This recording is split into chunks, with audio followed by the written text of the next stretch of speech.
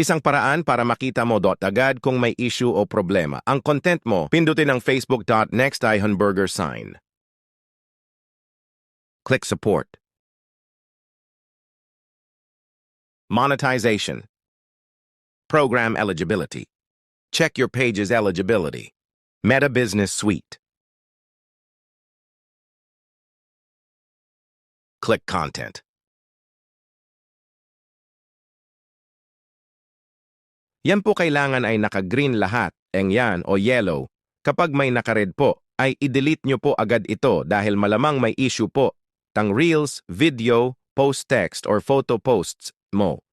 Kung papaano po ito i-delete, ay balikan po ninyo sa timeline or sa activity log, makikita mo po. Yun sa posts, may tutorial na rin po tayo nun kung papaano i-delete. Pakihanap na lang pa sa reelsposts.o. Sana may natutunan at naintindihan. At huwag kalimutan na rin Thanks for watching.